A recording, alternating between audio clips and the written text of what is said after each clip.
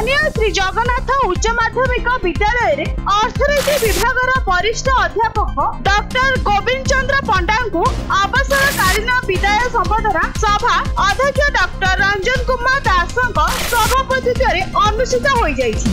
श्री पंडा जड़े छात्रावस्थल समयानुवर्तिता कार्यनिष्ठा उदार चरित्र होइथिबारु तांकर विदाय संबोधन सभा समस्त मनरे दुखर छाया खेली जाइथिला।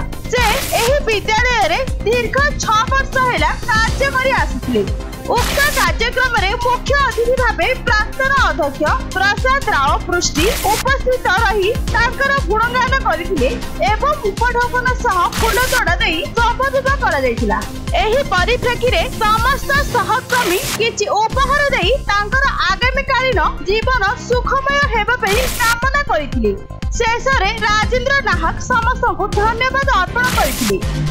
संगे संगे कॉलेज समस्त अध्यापक अध्यापिका और कर्मरत कर्मचारी यथा अध्यापक डॉक्टर शिवशंकर मिश्र, अध्यापक रामचंद्र नाहक, शरद चंद्र जोशी, रमेश चंद्र बेहेरा, अध्यापक अमर नायक, इराजी अध्यापिका सुश्री संगीता पंडा, डी त्रिनाथ प्रधान, ललितेन्दु बेहेरा, कालिया बेहेरा, प्रमोद चंद्र बेहेरा, विश्वनाथ रथ, सत्यवान पंडा, श्रीमती रानी पाणिग्राही, शिवशंकर पंडा, विद्याधर बारिक, वैकुंठ नायक, धरणीधर मल्लिक, मागुणी बेहेरा, सुरेंद्रनाथ मिश्र, पूर्णचंद्र पंडा, दुर्योधन नाहक, लोकनाथ सेठी, सावित्री गौड़ प्रमुख कार्यक्रम में योगदान करथिले।